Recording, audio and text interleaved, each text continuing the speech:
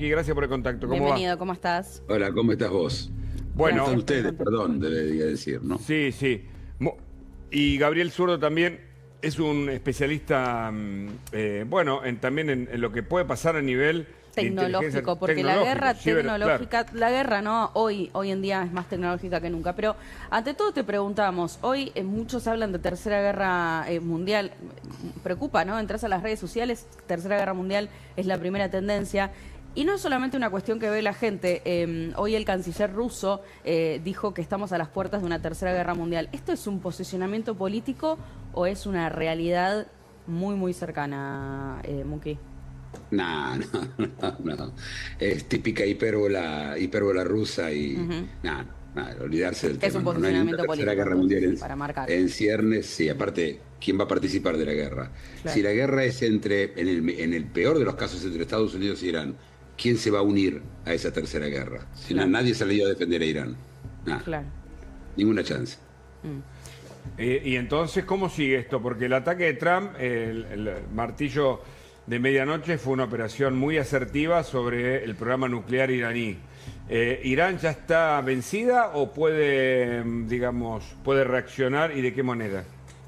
No, Irán está en la lona desde el principio. Ahora Irán todo lo que le quedan son algunos misiles, cada vez con menos lanzadores. Tiene misiles pero no tiene lanzadores.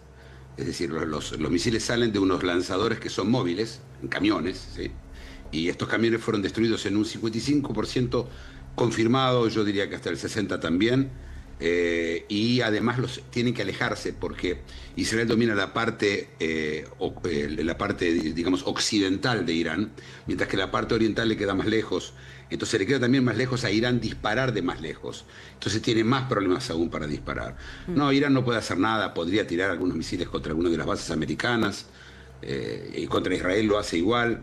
El tema es nada, son los últimos cartuchos de alguien que ya perdió. Y vamos a ver un gráfico, porque Gabriel Zurdo va a aportarnos también qué puede pasar también a nivel cibernético, digamos. Este es el bombardeo. Esto es lo que mostraba el propio presidente, ¿no? Donald Trump, hablando o tratando de describir cuáles fueron todas las partes, ¿no? Que fueron parte, valga la redundancia, de este ataque. 125 aeronaves, 7 bombarderos B-2, 75 bombas, hubo Tomahawk.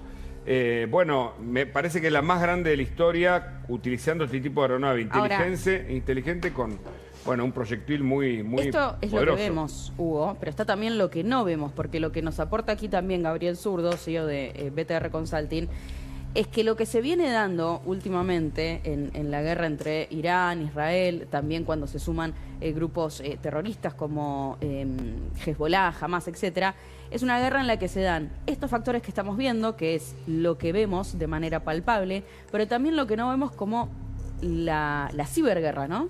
Sí, ¿cómo te va, Agus? La guerra híbrida. Que recrudece a partir de los bombardeos iniciados el viernes anterior. ¿Por qué? ¿En qué consiste? Los frentes son tres, típicamente coordinados por la Guardia Revolucionaria Islámica y el Instituto Mabna. El Instituto Mabna es el corazón de la ciberguerra de las fuerzas iraníes y sus clústeres. Lo que hacen es intentar afectar el humor social, atacar permanentemente intereses occidentales. Yo diría no solo israelíes y norteamericanos o estadounidenses, sino occidentales, atacando bancos, organismos públicos y procurando... Acá estamos viendo, ¿no? Sistemas militares de Estados Unidos e Israel ya lograron acceder a documentos sensibles del programa nuclear israelí y buscan causar daño económico, psicológico y también propagandístico. Sí, eso dice el Instituto Mabna, Sí. que accedió a información confidencial del programa nuclear israelí. Generalmente suelen ser fake, también posicionamientos desde el punto de vista ideológico. Les recuerdo que el Tratado de No Proliferación de Armas Nucleares no incluye a Corea del Norte, la India, Pakistán e Israel, que son países que se sabe que han desarrollado capacidades de construir bombas nucleares. El tratado no lo considera una amenaza mundial. Exactamente. Entonces, Mabna y los clústeres con los que opera la Guardia Revolucionaria Islámica contrata subcontrata y se ocupa de identificar sicarios tecnológicos para obtener información, por ejemplo, entre otras cosas, de lo que llamamos contenido académico. Ha hackeado, robado propiedad intelectual y un sinnúmero de información, por ejemplo, para hacerse de datos para la fabricación de las famosas centrifugadoras de uranio. Claro. Irán desarrolló nuevos modelos y distintas capacidades más eficientes, eso se sabe en Occidente, de las valiosas centrifugadoras de uranio necesarias para enriquecer uranio.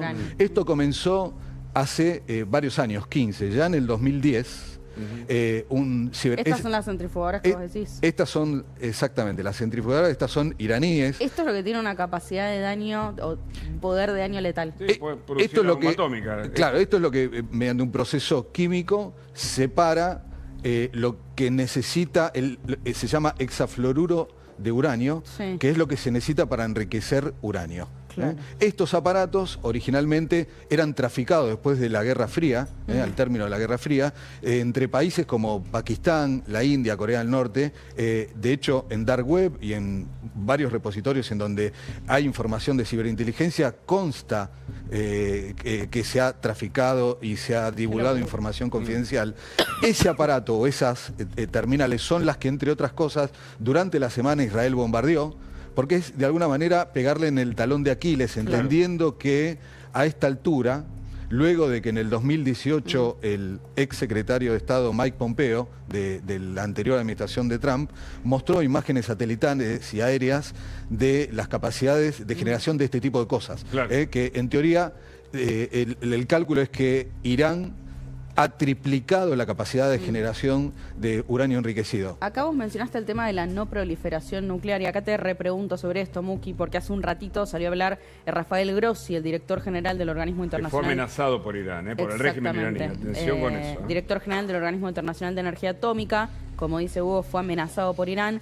Hizo una convocatoria al Consejo de Seguridad de las Naciones Unidas y alertó, en general, la OEA sobre la no proliferación. Dijo que el régimen global de no proliferación nuclear está en riesgo. ¿Qué podés decirnos sobre eso? ¿Qué significa que está en riesgo? ¿Cuáles pueden ser las consecuencias a nivel global de esto? A ver, vamos a empezar por paso. Primero, la amenaza que recibió Grossi vino de una cuenta de Twitter de un iraní que falleció, que lo mataron el primer día de la guerra. Así que ya se imaginan qué es lo que está haciendo Irán. Es más, las últimas grandes declaraciones vinieron de esa misma cuenta de Twitter. El señor está muerto, ¿sí? Claro. Su hijo salió llorando del entierro, todo. El hombre está muerto y ellos siguen diciendo que está vivo. Esta era la mano derecha de Jamenei y lo quieren mantener en vida cuando realmente se murió. Pero en cuanto a la no proliferación ¿qué tiene que ver esto con lo que está pasando en Irán? Lo de Irán es la proliferación o el intento de proliferación de armas nucleares. Y los demás países, en este momento que yo sepa, no hay ningún país en carrera tratando de hacer eso. Claro. Así que yo creo que la amenaza... A ver, Grossi dijo, y con justa razón, que la situación que tenía Irán estaba al borde o estaba muy cerca de hacer una bomba nuclear. Sí. Pero repito, esto se terminó hoy, cuando se bombardeó Fordo, todas las centrífugas. Por más que los iraníes lo nieguen y amenacen con cerrar el estrecho de Hormuz, y ahora nos vas a explicar esto. Sí, es verdad, ellos lo niegan. Vamos paso por paso. Los iraníes niegan todo, no importa lo que dicen. Los iraníes dicen cosas todo el día, como los rusos dicen cosas, se mantiene el uranio a pesar de los ataques cosas de Estados Unidos, dijo Irán.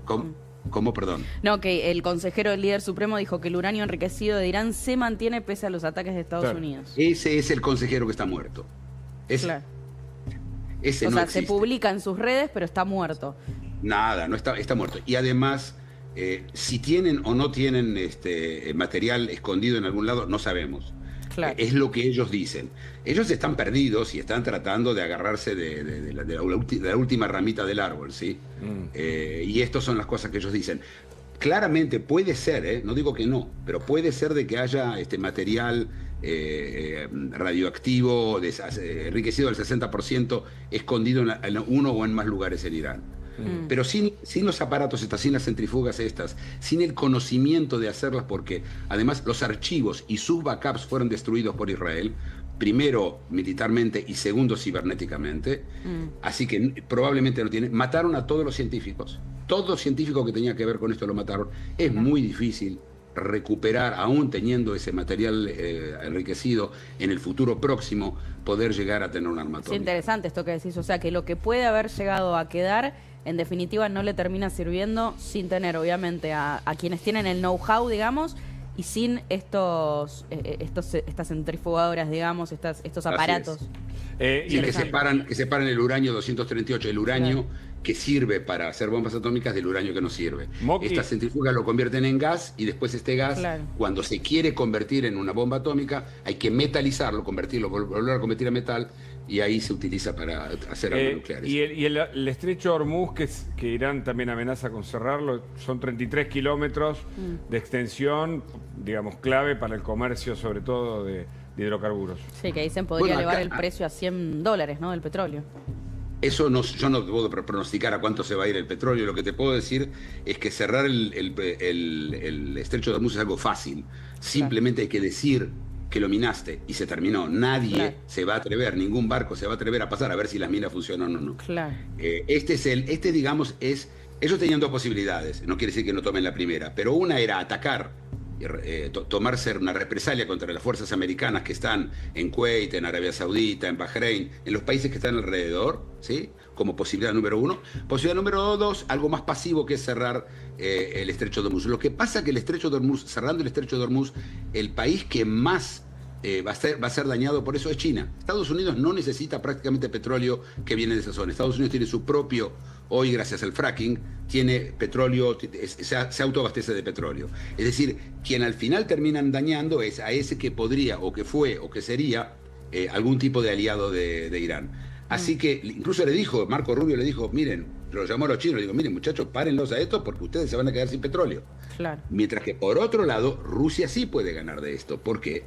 Porque una vez que sube el precio del petróleo, Rusia es gran productora de petróleo, ella no puede vender petróleo porque hay un boicot muy grande sobre ella, entonces ella vende con unos buques fantasma por todos lados. Ese petróleo tiene un valor menor que el petróleo el petróleo Brent, el petróleo que está en el mercado, tienen que venderlo más barato. ¿Quién competían? Con Irán, que también los dos no podían vender. Ahora si Irán salió afuera y queda solamente... Ahí vemos el estrecho. Ahí estamos viéndolo en pantalla, ¿no? Este lugar del que empezamos a escuchar más en estos días y que efectivamente tiene una importancia crucial para lo que es el mercado internacional, sobre todo porque allí pasa una buena parte del petróleo. Ahora, lo vuelvo a sumar a Gabriel. En el medio de todo este contexto, ¿cuál es la relación que nos comentaba fuera de cámara entre lo que es el hacktivismo, el sabotaje y la guerra psicológica, un concepto que has nombrado en varias ocasiones y que vuelve a tener aquí Asidero? A ver, como decía antes, la estrategia que en general Irán y sus clústeres manejan tiene esos frentes. Por un lado, en este momento están optando por borrado masivo o intentar borrar masivamente contenido en blancos en Occidente, especialmente hacerlo en Israel. Por otro lado, afectar la infraestructura crítica, específicamente energía y agua potable, tanto en Israel como en Estados Unidos y en varios lugares de Occidente. Esto es histórico. Y finalmente, Agus, afectar reemplazando la identidad de personajes, como recién lo decía Muki, simulando que, por ejemplo, un militar está vivo, hacen lo mismo intentando manipular dentro del ámbito digital opiniones y contenidos. Esto es parte de la estrategia de guerra que ya se ha visto. Ya se ha visto, y esto, para que sea una idea de una muestra chiquita, en 2010 hubo un incidente precisamente en la planta de Natanz, que entendemos que está destruida en este momento. Hackearon el sistema Windows, el sistema operativo Windows, que controlaba 1000 centrifugadoras. Estamos hablando 15 años atrás, lo que provocó que la velocidad de las centrifugadoras se acelerara mucho y se terminaran destruyendo. Ese fue un primer intento estoy hablando de 15 años atrás. Nunca se supo respecto de la autoría de este evento. Claro, Escaso estudio en muchos ámbitos académicos. Hoy esto está multiplicado exponencialmente, precisamente ¿por qué? Porque Irán también articula con el resto de sus aliados. En el ranking hoy tenemos Rusia, China e Irán como una fuerza digital de gran potencia. Claro. Y lo que entendemos precisamente es que han desarrollado a partir de la facilidad de acceder a recursos tecnológicos baratos y de estar apoyados, entre otras cosas, por grupos también pertenecientes a Corea del Norte, como el Buró 121, que tiene la misma modalidad operativa. Moki, ¿cuál es la respuesta de Irán en términos de los llamados atentados, lobo solitario? Recién registramos uno. ¿Tiene poderío, tiene capacidad? Porque gobiernos que se le alíen lo vemos difícil a un Irán perdedor. Tiene el ejército pro-iraní, bueno, algo de Yemen, pero ¿qué ves sobre la represalia? Bueno, la represalia, Irán no tiene cómo hacer represalia fuera de lo que vos decís. Hay células terroristas de ellos distribuidas por todo el mundo. Claro. Y en este momento lo que va a determinar, entre otras cosas, la posibilidad de evitar la mayoría de estas cosas es la inteligencia artificial. El uso de la inteligencia artificial en este momento es central. Una de las cosas que decía Gabriel hoy sobre Stuxnet, ¿cómo era que se llamaba? Sí, exacto. Me cuesta mucho pronunciarlo. El virus que pusieron es que hoy, a diferencia de otras épocas, Israel está utilizando muchísimo la inteligencia artificial para evitar, justamente para defender de estos ataques. Por supuesto, estamos recién en el principio del uso de la inteligencia artificial, eventualmente va a ser todo. Irán no tiene inteligencia artificial, no puede acceder a la inteligencia artificial, porque además no tiene los chips para hacer inteligencia artificial. Así que creo que en este caso vamos a encontrar a la inteligencia artificial por primera vez también en posiciones defensivas en el mundo de los ciberataques, ¿no? ¿Estás de acuerdo, Gabriel, no? Así, obviamente, sí, así es, Muki. Del 7 de octubre, fatídico del 2023 a la fecha, la cantidad de ataques que recibe Israel como Estado se triplicó. Mirá. Y precisamente lo que dice Muki, 3 millones por día. ¿3 millones por día? Es una locura. Y precisamente el uso de inteligencia artificial lo que permite es lo que llamamos correlacionar eventos, que es el punto de inflexión de la alerta temprana. Es analizar la información que se recibe en los Security Operations Center lo más rápido posible para poder reaccionar en consecuencia. Claro. Es asimilable al domo que defiende a las ciudades israelíes respecto de los ataques con misiles balísticos desde el punto de vista digital. Es fundamental esto que dice Muki. Qué interesante esto que plantean los dos. Digo, 3 millones de ataques por día, se triplicó. Habla de que evidentemente hay un nuevo frente de guerra que es el cibernético y que se ha instalado completamente, y hay que seguirlo muy bien. Además de eso, Agus, perdóname, el otro foco de atención es que el Instituto Mabna y los clústeres iraníes no solo atacan a la población israelí, por ejemplo, enviándole una corona de flores a los familiares de las personas todavía secuestradas por Hamás, 53 creo, argentinos. Sino que atacan a las alrededor de 53 en total. Entre 2.500 y 3.000 empresas que participan del ecosistema de la Fuerza de Defensa israelí. Terror psicológico. Claro, claro. Qué fuerte. Y atacan durante la noche, ¿no? Es decir, ahora empiezan los ataques sobre Israel para que suenen las alarmas, la gente no pueda dormir y todo lo que esto significa. Moki, muchas gracias por tu contacto. Gracias como siempre. Un placer, siempre a vuestra disposición.